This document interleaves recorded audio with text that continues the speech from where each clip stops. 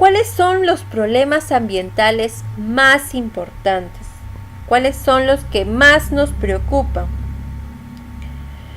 Una de las situaciones prioritarias para minimizar el impacto sobre el medio ambiente es la información y sensibilización hacia los problemas ambientales. Si no conocemos, estamos ignorando los problemas ambientales. Entonces, tenemos que nosotros informar y sensibilizar a todos los pobladores, a todas las personas sobre estos problemas ambientales que nos está quejando, porque de alguna manera, bueno, no de alguna manera, en gran parte nos afecta de forma directa a nosotros. Entonces, en los siguientes apartados, en los siguientes diapositivas, vamos a describir brevemente algunos de los problemas que hemos creído más relevantes. La deforestación es uno de los problemas más importantes, estimados participantes. La deforestación es la eliminación de la cubierta vegetal, ya sean árboles, arbustos o hierbas.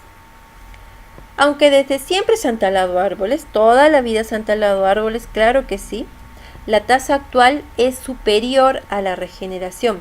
Es decir, si talan 10 árboles, están creciendo 2 nada más. Entonces, a eso se refiere que la tasa es muy superior a la regeneración. Hace algunas décadas se talaba menor superficie y parcelas más pequeñas. Hoy en día se tala más y una superficie mucho más grande, a veces centenares de miles de hectáreas. Aquí vemos una imagen, ¿no? Mire cómo están quedando nuestros bosques. La mayoría de la extracción de madera se realiza en países tropicales en vías de desarrollo, donde se han originado problemas ambientales muy graves como la erosión del suelo, la contaminación de ríos y la destrucción de bosques. Los ecosistemas arbolados, que hace tiempo ocupaban una extensión de unos 5.000 millones de hectáreas en toda la Tierra, actualmente, señores, se han reducido a mucho menos de 2.000 millones de hectáreas. ¿Pueden imaginarse eso? Ustedes seguramente que han visto fotografías de algunas zonas deforestadas. Es similar a esto, ¿no? Es muy penoso lo que está pasando con nuestros bosques. ¿Cuáles son las causas de la deforestación? Las causas de la deforestación son generalmente distintas según el grado de desarrollo de los países. Por ejemplo, en los estados ricos encontramos la contaminación atmosférica, los incendios y los cambios de uso del suelo. Esas son las principales causas de deforestación en los estados ricos, en los países que tienen muchos más recursos, ¿no? En los países pobres tenemos la causa que aparece por la explotación comercial para su exportación, para el consumo de la leña, para la roturación de nuevas tierras, para la agricultura y ganadería, y el efecto de las guerras. Por ejemplo, tenemos aquí un ejemplo. Durante el último siglo, Vietnam ha perdido más del 60% de su superficie arbolada debido a las nuevas plantaciones de banano, de café y caucho, y la destrucción de la guerra del Vietnam. Costa de Marfil ha perdido más de 600.000 kilómetros cuadrados de selva. Imagínense, son 600.000 kilómetros cuadrados. Estos son explotados comercialmente para paliar su deuda externa desde los años 70. Otro ejemplo es Filipinas, que ha perdido el 50% de sus bosques por la venta de madera y por la expansión de la agricultura. ¿Cuáles son las consecuencias de la deforestación? Aunque los principales efectos de la deforestación son diferentes según las características naturales en cada zona y la extensión deforestada, existe una serie de consecuencias comunes. Por ejemplo, Tenemos los riesgos geológicos como las avalanchas de lodo e incrementos de avenidas. El transporte de sedimentos por el efecto del viento y la lluvia. Esto produce contaminación de ríos y aumento del polvo atmosférico. La reducción de la humedad del suelo. La desaparición del ecosistema como sistema productivo de madera y de recursos asociados como el látex, las resinas y los frutos. Y también, por último, la última consecuencia de la deforestación es la disminución de la biodiversidad. Es decir, ya no encontramos tantos animales, ya no encontramos tantos diferentes tipos de plantas, ¿no? Hay zonas para que crezcan algunos animales, hay zonas para que crezcan algunas plantas.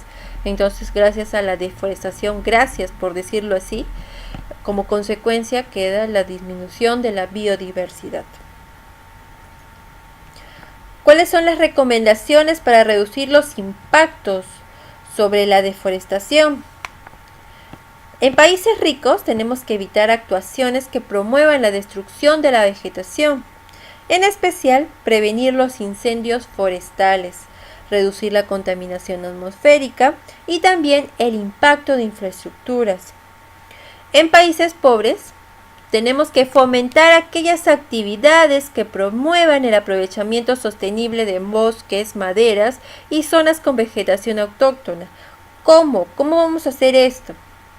Bueno, tenemos que promover el beneficio a medio y largo plazo en todo tipo de aprovechamiento de recursos forestales.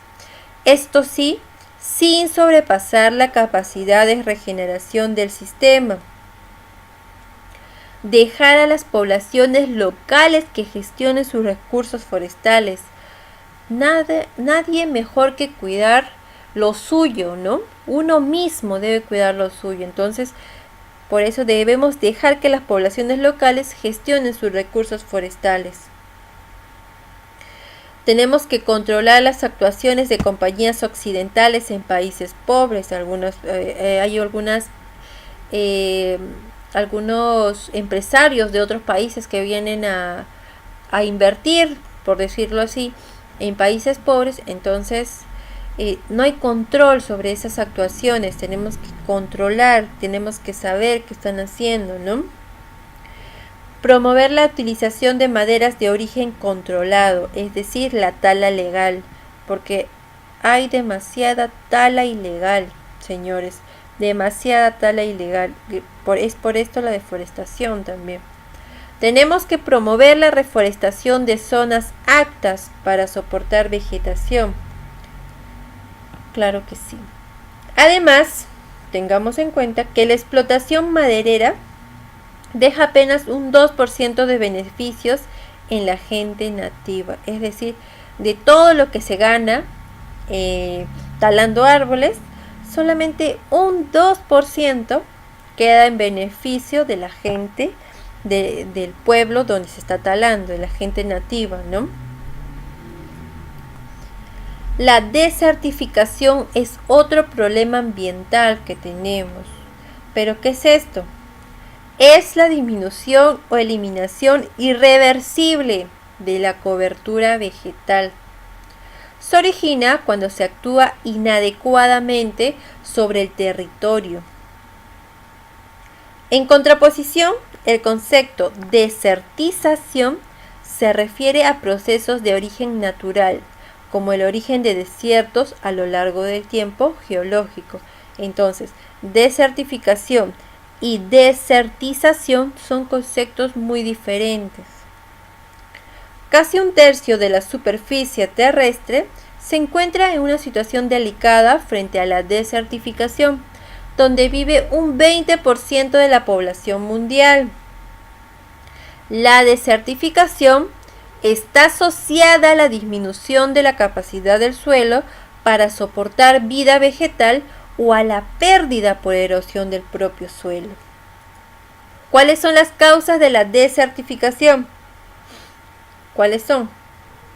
Las causas son muy múltiples y también son distintas para cada zona. aunque son comunes en el cambio de uso de la tierra y actuaciones que producen deforestación, fenómeno que está ligado a la desertificación. La disminución de la fertilidad se puede deber a la menor disponibilidad de humedad, aumento de la salinidad o contaminación. Entonces, para que una tierra no sea fértil se puede deber a que ya la tierra no está húmeda o que tiene demasiada sal o está ya muy contaminada.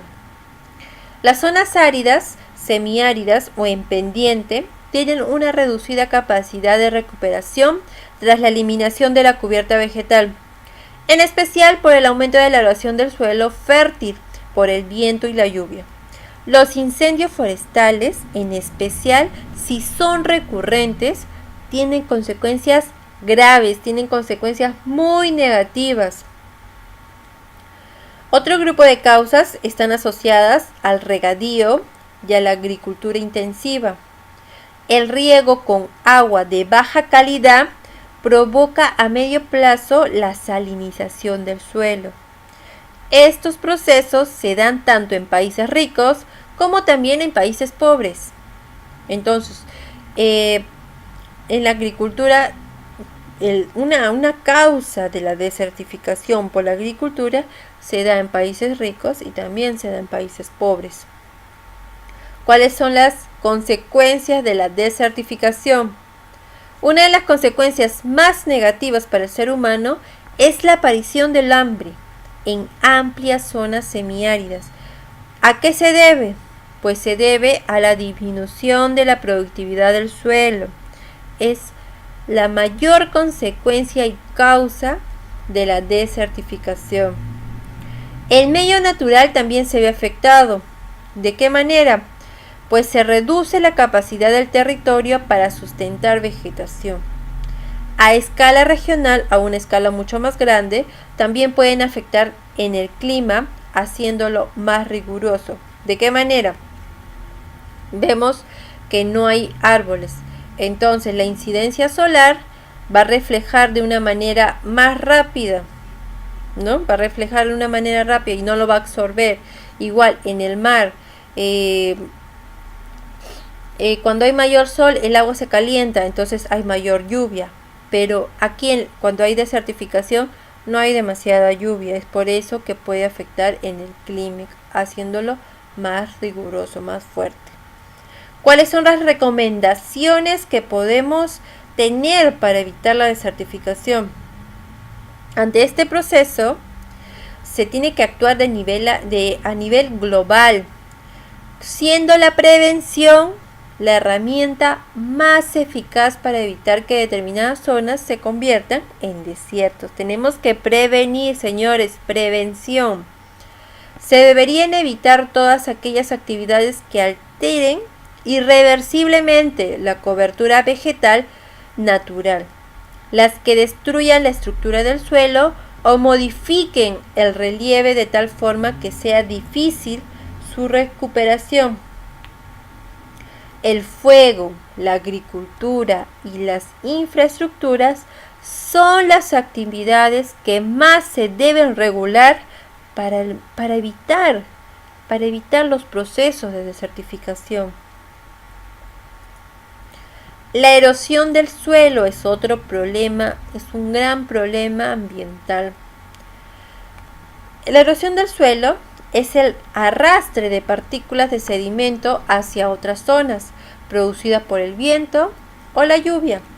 Este efecto se incrementa si la tierra no posee una cobertura vegetal adecuada.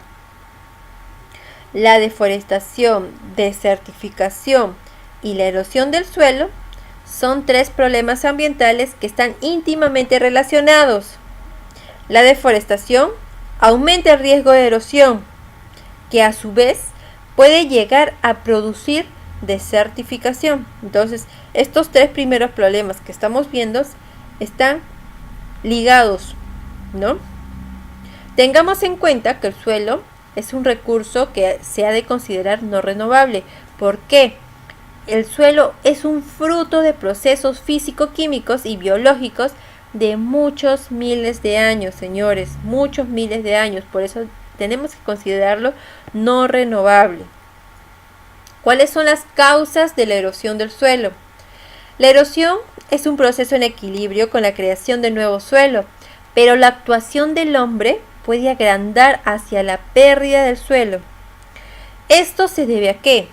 A la construcción de infraestructuras, de carreteras, edificios y todo lo que se puedan imaginar. La destrucción de la estructura del suelo por métodos mecánicos o químicos. Los incendios, los llamados incendios forestales, que a veces no se pueden controlar. Las malas prácticas agrícolas o dejar el suelo sin cobertura vegetal, donde el viento puede erosionar toneladas de suelo por hectárea. ¿Cuáles son las consecuencias de la destrucción del suelo y la erosión? La destrucción y erosión del suelo, La erosión produce efectos negativos donde ésta se produce, pero también por los cursos fluviales por donde se transporta el sedimento en la zona de deposición. La pérdida de suelo fértil disminuye la producción agrícola y forestal, provocando numerosas pérdidas económicas y también un aumento de hasta 3 veces el consumo de fertilizantes. El efecto negativo llega incluso al mar, donde al recibir grandes cantidades de sedimento, este provoca un aumento de la turbidez y el enterramiento de plantas y animales que viven fijos al sustrato. Entonces, estas son las consecuencias de la destrucción y erosión del suelo. ¿Cuáles son las medidas que nosotros podemos tomar en cuenta para prevenir la erosión del suelo? Se ha de tener especial precaución en aquellas actividades que puedan tener efectos sobre la cobertura vegetal, sobre la pendiente y las características del suelo. El arado, señores, el arado puede provocar una disminución de la materia orgánica.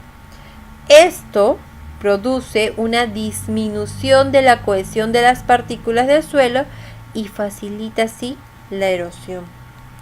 También las modificaciones del relieve del terreno pueden aumentar el riesgo de erosión. Esto al dejar zonas sin vegetación. Entonces la cobertura vegetal es muy importante para el suelo. Entonces, como medida preventiva, ¿qué tenemos que realizar? Tenemos que realizar el mantenimiento de las coberturas vegetales en suelos forestales para poder reducir la erosión. Esto es lo que tenemos que hacer. Mantenimiento a nuestras coberturas vegetales, tanto árboles, hierbas, arbustos. Tenemos que tenerla, el suelo tenemos que tenerla con cobertura vegetal. Otro gran problema ambiental es la pérdida de la biodiversidad. Este término hace referencia a la variabilidad de las formas de vida, ya sea el número de especies, diversidad genética dentro de una especie o la diversidad de ecosistemas. ¿Cuál es el impacto que podemos generar? Este impacto no es exclusivamente debido a procesos de extinción, no, señores. Todos sabemos que en algún momento algunas especies se extinguen, ¿no? Se extinguen, pero no es por medios naturales. La modificación del número de individuos de determinadas especies puede tener consecuencias negativas para la perdurabilidad de todo el ecosistema. Hoy en día, no se conoce el número total de especies y de las que conocemos se sabe poco. Pero no conocer el número de especies no debe hacer aún más dramática la pérdida de formas de vida que ni siquiera sabemos que existen, ¿no? Esto no es una excusa, señores, no es una excusa no saber la cantidad de especies que tenemos. ¿Cuáles son las causas de la reducción de la biodiversidad? La mayoría de las causas actuales de desaparición de especies son de origen humano. Nosotros, señores, somos el mayor riesgo, el mayor peligro que existe para el medio ambiente. ¿Por qué? Porque nosotros destruimos nos destruimos a sus mismos individuos y también alteramos sus hábitats. Entonces, ¿cuáles son las causas principales? Destrucción de ecosistemas, que son el 50%. La caza, nosotros vamos a cazar supuestamente para conseguir la mejor piel o solamente por tener actividades al aire libre. La introducción de especies, que son el 10%, el comercio, que es el 5%, la aridez de zonas húmedas del 5% y la contaminación, que también representa el 5%. De todas estas 6 causas, ¿el hombre está ligado? Sí, el hombre está ligado a las principales causas de la reducción de la biodiversidad. ¿Cómo vamos a preservar la biodiversidad? Primero, tenemos la eliminación de biocidas, lo que hemos hablado hace unas diapositivas atrás, especialmente aquellos bioacumulables y no biodegradables. Esto debe ser una estrategia complementaria a la utilización racional de territorio. Entonces, tenemos que eliminar los biocidas porque estos se pueden acumular en los animales, de alguna manera los pueden envenenar. El segundo paso, tenemos que hacer la conservación de especies fuera de su hábitat natural, que ha sido la línea de actuación en algunos proyectos. Pero señores, ¿qué vale más? ¿Que una especie viva en un zoológico o en su hábitat natural? A veces nosotros, por preservar la especie, lo criamos en zoológicos, ¿no? Pero pensémoslo bien, reflexionemos sobre esto. El ecosistema como área donde se desarrolla un conjunto de especies tiene mayor valor que una sola de sus especies conservada en un zoológico. Otro problema muchísimo más grande que afecta de manera global es el cambio climático y el efecto invernadero. ¿Qué es el efecto invernadero? El efecto invernadero ayuda a que la temperatura de la Tierra sea la adecuada para que nosotros podamos vivir, ¿no? Gracias al llamado efecto invernadero, la Tierra ha podido alcanzar temperaturas moderadas adecuadas para la vida.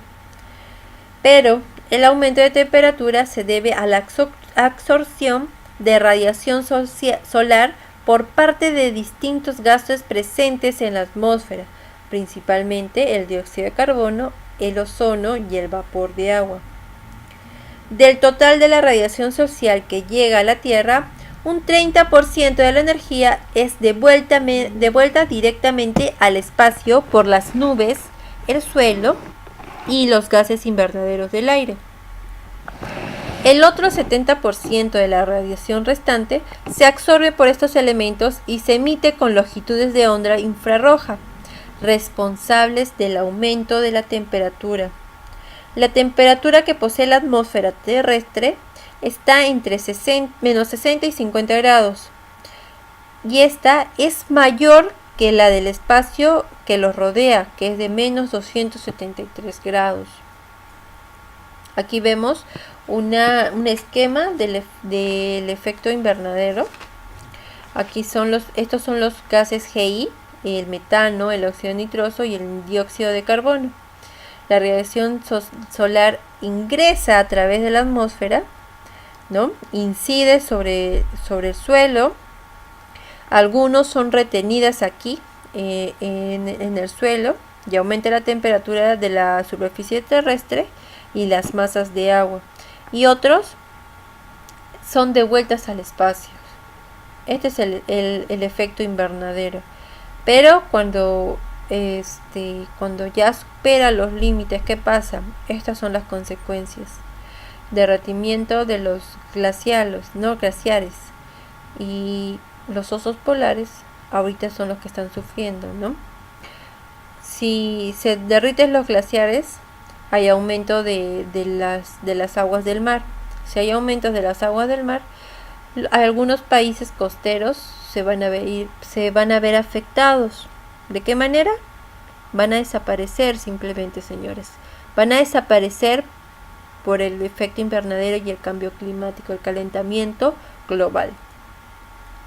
En esta tabla nosotros estamos viendo los gases del efecto invernadero: el dióxido de carbono, el metano, el óxido de nitrógeno, los CFCs, el ozono y el vapor de agua. Aquí están las fuentes naturales, el efecto de la temperatura, por ejemplo, el CO2 lo aumenta, el metano aumenta, todos estos gases aumentan la temperatura. ¿Cómo están creciendo? Mire, por año están creciendo un 0,5%, un 0,9%. Y aquí tenemos sus fuentes antropogénicas y sus fuentes naturales. Aquí podemos ver de manera muy global los gases GI. ¿Cuál es el origen del efecto invernadero y cambio climático? La atmósfera se compone de diferentes gases. Uno de ellos es el ozono estratosférico. Este ozono está disminuyendo por la actividad humana. Este ozono, además de filtrar la radiación ultravioleta, también juega un papel crucial en la regulación global del clima. ¿Qué hace el ozono? ¿Qué realiza? Pues calienta la estratosfera, produciendo una inversión térmica que permite la circulación convectiva del aire. El cambio climático se produce también al cambiar el grado de reflectividad de la superficie de la Tierra. Las actividades humanas y el aumento de la temperatura favorecen la deforestación. Entonces, las actividades humanas, como les dije, nosotros somos el mayor peligro que existe. Nosotros, los humanos, los Homo sapiens. ¿Qué pasa además? Aumenta la reflexión de la radiación solar por el suelo descubierto, incrementa el polvo atmosférico y la reflectividad del hielo de los polos. Este proceso puede afectar también a la pluviosidad, ya que al aumentar el albedo es la reflexión de la radiación solar, se reduce la energía acumulada por la superficie de la Tierra, dando lugar a una superficie más fría. Entonces, el origen del efecto invernadero y cambio climático es por el ozono y por la retroalimentación del efecto invernadero. Es decir, hay demasiados gases de efecto invernadero que están produciendo mucha mayor calentamiento, ¿no?, en la Tierra. ¿Cuáles son los efectos sobre la sociedad y el medio ambiente del cambio climático? Bueno, el aumento de la temperatura produciría en un corto tiempo los siguientes efectos. Fusión parcial de los casquetes polares, es decir, se van a derretir. Aumento del nivel de mar por hidratación térmica y aumento de agua debido al deshielo. Inundación de áreas costeras fértiles y densamente pobladas, por ejemplo, las llanuras costeras, y también va a haber desaparición de playas, como les dije. Hay algunos países costeros. Estos, cuando aumenten el nivel del mar, van a desaparecer. Hay muchos países que pueden desaparecer por el cambio climático. Cambio en el régimen de lluvias y alta inestabilidad climática, con mayores y menores precipitaciones en algunas zonas. Aumento de catástrofes atmosféricas y episodios extremos, lluvia, sequía. Por ejemplo, hace poco estamos viendo los de los huracanes que están afectando a Estados Unidos, en algunas partes de México, algunas partes de Centroamérica. Entonces, todo esto se va a deber al cambio climático, señores. Esto no es porque estamos viviendo el fin del mundo u otras cosas, no, es simplemente porque no hemos cuidado el medio ambiente que tenemos, ¿no? La naturaleza, nuestros recursos naturales. Desaparición de grandes zonas de cultivo en zonas cálidas y también el aumento de los desiertos hacia latitudes mayores. Por un lado se van a derretir las playas y por el otro lado se van a secar los suelos. Aquí vemos un lado muy bonito, pero cuando empiece esto a empeorar, porque ya hemos empezado, cuando empiece a empeorar, vamos a estar viendo un mundo muy diferente. ¿Cuáles son las soluciones para el cambio climático? ¿Qué es lo que debemos hacer ya, de una vez, señores? Tenemos que ponernos manos a la obra. Cada uno de nosotros puede hacer un cambio, señores. No olviden eso. Nosotros podemos hacer el cambio. Entonces, al ser la atmósfera un fluido que no tiene fronteras, las medidas se han de tomar a nivel global, a nivel mundial, no solamente de un país, en todos los países. ¿De qué manera? Tenemos que reducir la producción neta de los gases responsables del efecto invernadero, sobre todo del dióxido de carbono, señores, dióxido de carbono. Las medidas para reducir estos gases han de centrarse en ¿qué? Vamos a aumentar la eficiencia de los procesos que gastan energías, como en el transporte, consumo domésticos e industrias, logrando una reducción neta de emisiones, señores, como por ejemplo los ecotics, que dentro de un momento lo vamos a ver, para poder reducir estos gases de efecto invernadero. También tenemos que reducir el consumo de combustibles fósiles. Utilicemos energías renovables. A veces es una inversión más, pero señores, a largo plazo nos va a favorecer a todos. Tenemos que promover las energías renovables, la solar, la eólica, la biomasa, la mareomotriz, señores. Estas energías renovables no son contaminantes, como por ejemplo la solar y la eólica. Tenemos que evitar la pérdida de materia orgánica en los suelos, las coberturas vegetales, señores. Tenemos que hacer el mantenimiento a las coberturas vegetales, plantar un árbol en nuestros jardines. De todo por plantar un árbol podemos hacer un cambio. Si no recuerdo bien, por cada árbol plantado, 3 personas podemos respirar. Imagínense el cambio que podemos hacer si cada uno plantara un árbol. Otro problema grande, gravísimo, es la destrucción de la capa de ozono. Existen 2 localizaciones del ozono, el ozono estratosférico y el ozono troposférico. Estos están situados en diferentes alturas. El ozono estratosférico deja pasar la radiación solar, excepto el espectro de radiación UV. El ozono estratosférico se genera a partir de oxígeno y el efecto catalizador de la radiación UV. Este ozono es necesario para la vida en la parte emergida y en las primeras capas del mar, ya que este ozono filtra la radiación UV, la cual provoca la destrucción del material genético. El proceso de destrucción del ozono es en la actualidad difícil de parar, señores, es muy difícil de parar. Aunque la supresión de la utilización de los gases destructores es inmediata, todavía hay gases en la atmósfera que siguen destruyendo el ozono durante varias décadas.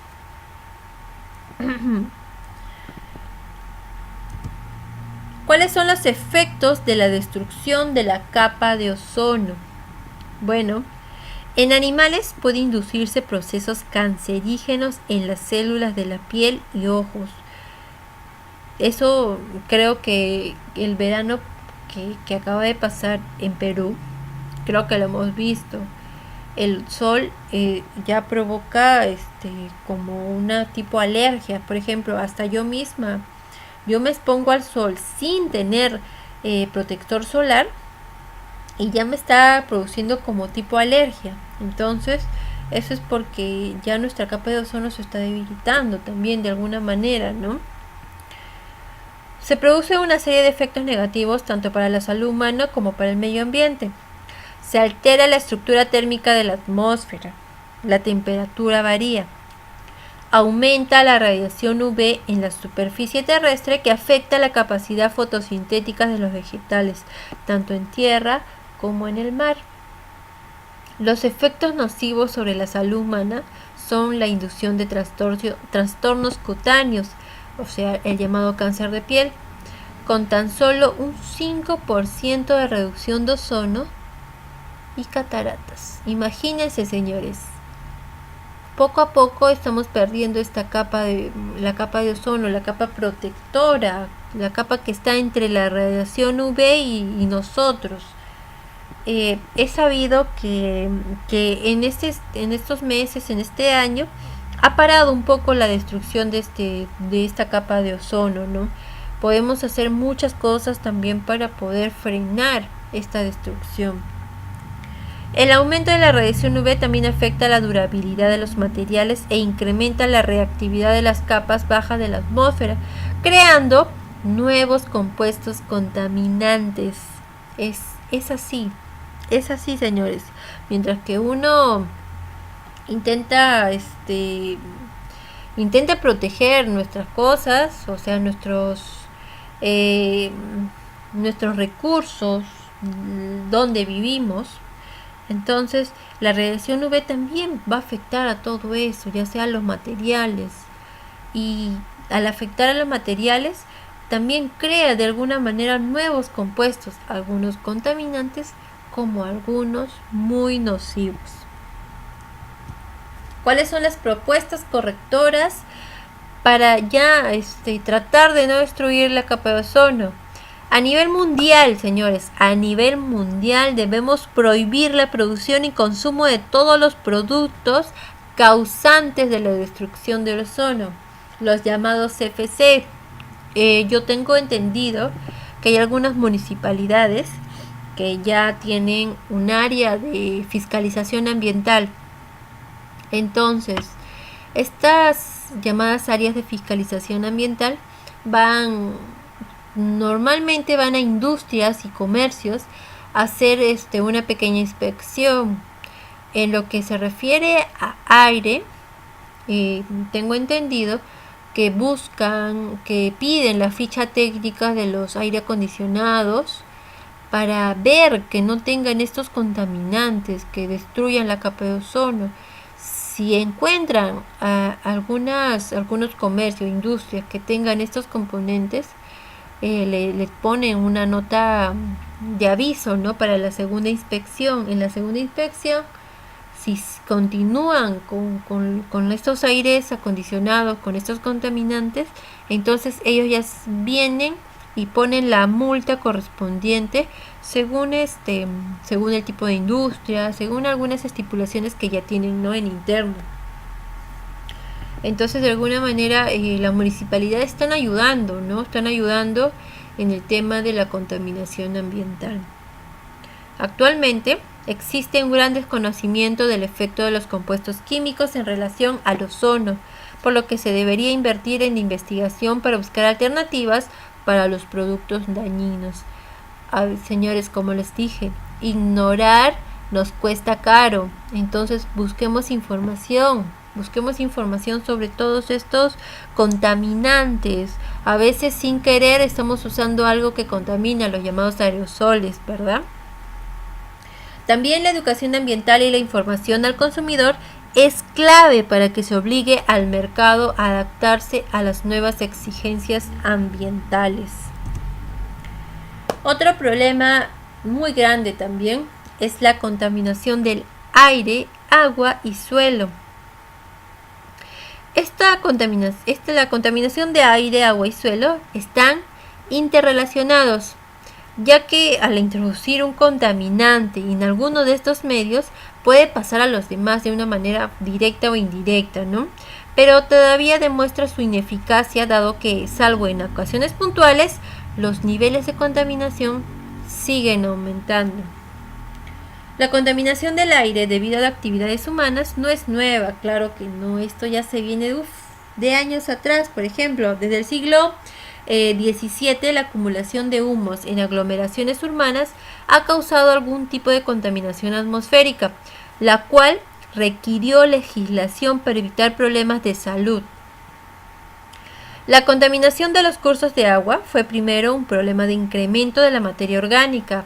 No sé si han escuchado en estos estudios del lago Titicaca, que fue por incremento de la materia orgánica. Al incrementarse la materia orgánica, se crea como una una película de hojas encima del lago que impide que la radiación solar ingrese al lago y ya no exista formas de vida dentro, ¿no?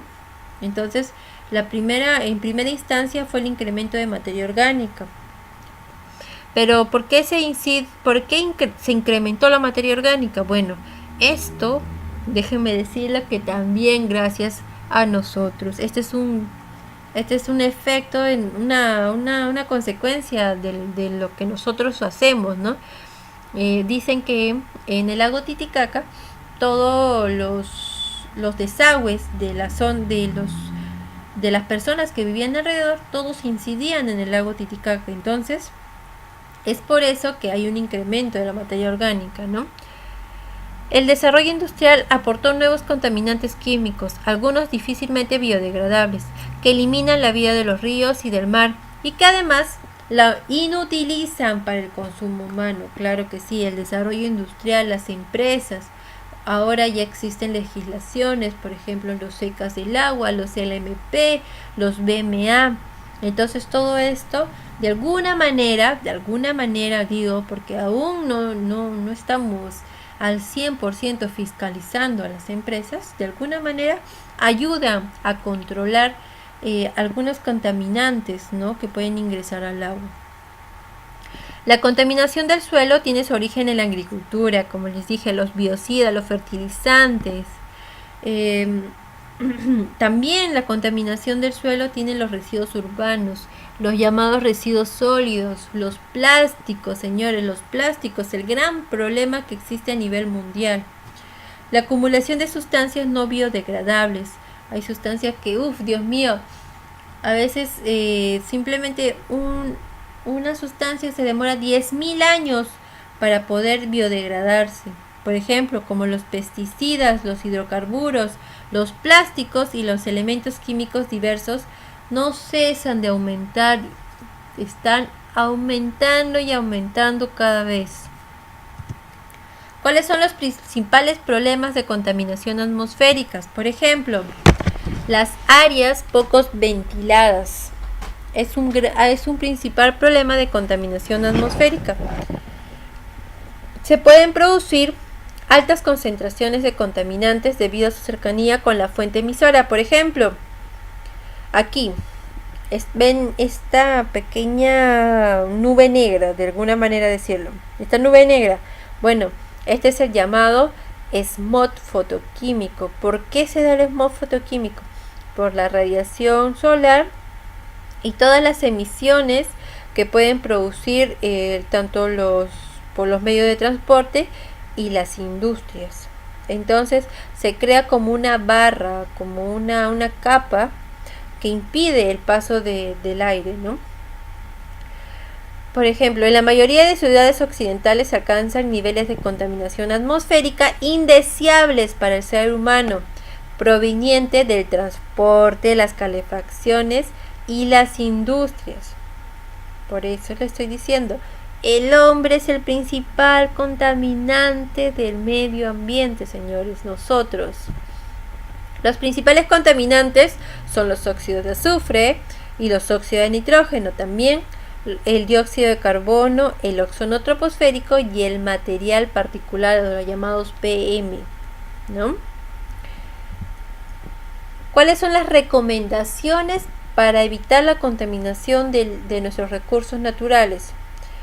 Los problemas de contaminación atmosférica solo se pueden prevenir y evitar. ¿De qué manera? Reduciendo la producción de los contaminantes, señores. Tenemos que reducir, ya que su eliminación de la atmósfera no es posible. Ya no podemos eliminar las emisiones que están en la atmósfera, pero tenemos que reducir de alguna manera. Tenemos que ayudar al medio ambiente a que se vaya regenerando, a que vaya sanándose por decirlo así, ¿no? Actualmente existe una amplia tecnología para la producción limpia, la llamada producción más limpia, métodos de depuración y procesos alternativos. Esto permitiría la reducción de elementos contaminantes y la completa eliminación de los no biodegradables. Hay muchas maneras de hacer una producción más limpia. Hay normas, hay guías para poder implementarlo en una empresa. Entonces, alternativas hay, pero los empresarios lo ven como una inversión, más que verlo como una... no lo ven como algo positivo, sino lo ven como algo negativo, porque va a salir del bolsillo de los empresarios, porque sí, señores, tenemos que aceptarlos, es una inversión que se tiene que hacer, que no se va a recuperar. No creo, porque si nosotros hacemos una producción más ecoeficiente, también vamos a poder ahorrar nuestros recursos, ahorrar, por ejemplo, pagando menos luz, pagando menos los recibos de agua, no desperdiciando nuestros recursos, ¿no? Entonces, de alguna manera la inversión sí se recupera. Claro que no al corto plazo, sino a largo plazo. Por ejemplo, aquí tenemos algunos ecotics, los 10 mandamientos sostenibles. Cuidarás el agua, economizarás energía. Nosotros tenemos que cambiar los focos normales por los focos LED, los focos ahorradores, ¿no? Cuidamos el agua, ¿de qué manera? No dejando los caños abiertos, utilizando el agua de manera racional. Producirás menos residuos. Utilizarás envases reciclables. Por ejemplo, cuando vamos a trabajar, a veces tenemos estos vasos de cartón, vasos de plástico. Entonces, en vez de estar utilizando estos vasos, deberíamos llevar nuestras tazas para poder tomar nuestro café. Evitarás usar productos químicos, los llamados aerosoles, los que tienen CFC, que dañan a nuestra capa de ozono. Evitarás el uso de bolsas plásticas. Nada nos cuesta, señores, llevar nuestra bolsa de tela al mercado, a un supermercado, para no producir más bolsas plásticas. Deberíamos prohibir los plásticos. Reutilizarás papel. ¿Por qué? Nosotros, para producir papel tenemos que talar árboles. Entonces reciclemos, señores, reciclemos el papel. Podemos imprimir a ambas caras, podemos imprimir con letras más pequeñas. Hay muchas maneras de reciclar el papel y utilizarlo de una manera eficiente. Te transportarás usando bicicletas o caminando. Claro que sí. O también podemos trasladarlos de manera conjunta o en buses, ¿no? Que creo que es lo más sano, porque a veces una sola persona viaja en un auto, entonces gastamos más, producimos más dióxido de carbono, ¿no? Cuidaremos la flora y fauna. Claro que sí, señores. Cuidemos nuestros animales, cuidemos nuestros vegetales. Ellos son los pulmones del mundo. Pensemos en eso. Pensarás sostenible globalmente y actuarás localmente. Claro que sí, tenemos que pensar de una manera verde, por decirlo así, verde. Que tenemos que pensar que nuestros recursos en algún momento se pueden acabar. Nosotros sin agua no podemos vivir. Tengámoslo en cuenta, señores, tengámoslo en cuenta. Huella ecológica. ¿Qué es la huella ecológica, señores? ¿Qué es la huella ecológica? Bueno, es la capacidad de la Tierra medida en hectáreas para absorber los residuos generados por una persona según la porción del planeta que le corresponde. En los años 80, la huella de la humanidad excedió la biocapacidad total de la Tierra por primera vez. A partir de allí, dicha demanda ha ido en aumento. Para el 2005, la demanda fue un 30% mayor que la oferta. Imagínense, señores, un 30% mayor que la oferta. Un ejemplo de ello es la huella de carbono, la cual ha aumentado más de 10 veces desde 1961. Entonces, la huella ecológica, ¿cuál es? Por ejemplo, nosotros queremos comer un trozo de carne, ¿ya? Pero ese trozo de carne no es que lo compremos en el mercado y ya está, no, señores. Para que lo traigan al mercado, tuvieron que transportarse dióxido de carbono, ¿verdad? Para tener esa carne, tuvieron que matar a un animal. Pero antes de matar al animal, tuvieron que alimentarlo, tuvieron que hacerlo crecer, tuvieron que criarlo. Entonces, todo ese proceso también ha producido de alguna manera agotamiento de nuestros recursos, porque le han tenido que dar agua para que beba el animal, han tenido que darle comida, han tenido que trasladarlo a la veterinaria, que pagar por un doctor y todo eso. Entonces, todo a lo largo de un proceso, y todo ese proceso que nosotros realizamos para poder comer un trozo de carne, esa es la huella que nosotros estamos dejando. ¿Por qué debemos medir nuestra huella ecológica y adoptar estilos de vida sostenibles? ¿Por qué? Bueno, nuestra huella global ahora excede un casi el 30% de la capacidad del planeta para regenerarse. La deforestación, la escasez de agua, la decreciente biodiversidad y el cambio climático que resultan de ese exceso ponen en creciente riesgo el bienestar y desarrollo de todas las naciones. Si nuestras demandas al planeta continúan a este ritmo, en el 2035 necesitaremos el equivalente a 2 planetas para mantener nuestro estilo de vida. Pero ¿tenemos 2 planetas, señores? No tenemos 2 planetas. Entonces debemos pensar de una manera sostenible. ¿Cómo reducimos la huella ecológica? Por ejemplo, si conducimos 50 kilómetros menos cada semana, estaremos disminuyendo 450 kilogramos de dióxido de carbono a la atmósfera. Ese es un primer paso, por ejemplo, ¿no? Si cambiamos las bombillas normales por una de bajo consumo, una LED, estaremos reduciendo una emisión de 75 kilogramos. Entonces, si ahorita ustedes tienen un foco normal, esas bombillas, entonces, señores, vamos, hagamos una inversión y compremos esos focos LED para que de alguna manera ayudemos al medio ambiente, y también, señores, vamos a ayudar a nuestros bolsillos porque ahorramos energía. Si reducimos el consumo de envases y utilizamos productos reutilizables, estaremos evitando la emisión de 500 kilogramos de dióxido de carbono. Lo que les decía, pueden llevar su taza al trabajo para poder tomar un café, o si no, comprarnos nuestras botellas de agua, esas de aluminio me parece que son, o las de vidrio, para poder trasladar nuestra agua de casa al trabajo, al gym, a donde nosotros vayamos, ¿no? Ya que no podemos tener 4 planetas para satisfacer nuestras demandas, lo primero que debemos considerar es reducir o cambiar este tipo de necesidades, lo que acabamos de mencionar. La mejor forma de evitar que seamos uno de los países con mayor huella ecológica es concientizándonos, señores, concientizándonos. Primero, conocemos el problema. Luego, tratemos de darle solución y seamos conscientes de los recursos que nosotros utilicemos. ¿Para qué?